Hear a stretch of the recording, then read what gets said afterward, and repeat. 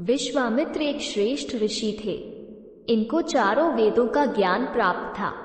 ऋषि विश्वामित्र को ज्ञान और कठोर तप के कारण महर्षि की उपाधि मिली। प्राचीन काल के ये पहले ऋषि थे जिसने गायत्री मंत्र को पूरी तरह से समझा था। ऋषि विश्वामित्र प्रतापी और तेजस्वी महापुरुष थे। पौराणिक कथाओं के अनुसार स्वर्गलोक में कई अप्सरा रहती थी जो स्वर्गलोक की शोभा बढ़ाती थी। इंद्र इन अप्सराओं को महान ऋषियों की तपस्या को भंग करने के लिए धरती पर भेजते थे। यह अप्सराएं इंद्र का मनोरंजन करती थी।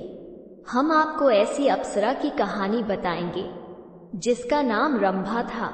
रंभा ने ऋषि विश्वामित्र की तपस्या भंग करने की कोशिश की थी।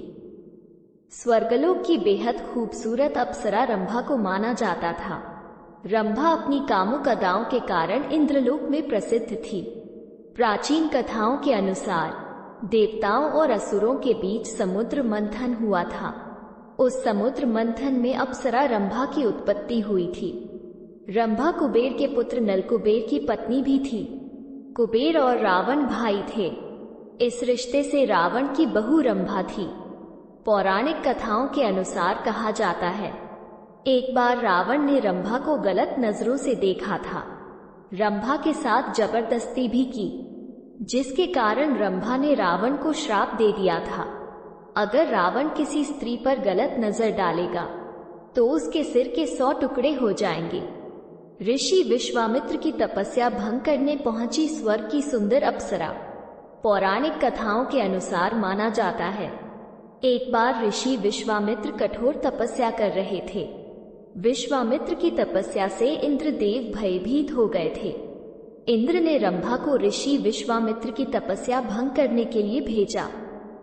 रंभा अपनी कामुक अदाओं से ऋषि विश्वामित्र की तपस्या भंग करने लगी।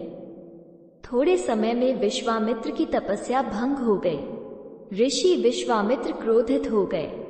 उन्होंने रंभा को पत्थर की मूर्ति बनने का श्राप दिया। स्वर्ग की सबसे खूबसूरत अप्सरा पत्थर की बन गई। कहा जाता है मूर्ति बनने के पश्चात रंभा ने शिव पार्वती की आराधना करना आरंभ कर दिया। कई वर्षों तक आराधना करने के बाद शिव पार्वती खुश हुए। रंभा को श्राप से मुक्त कर दिया।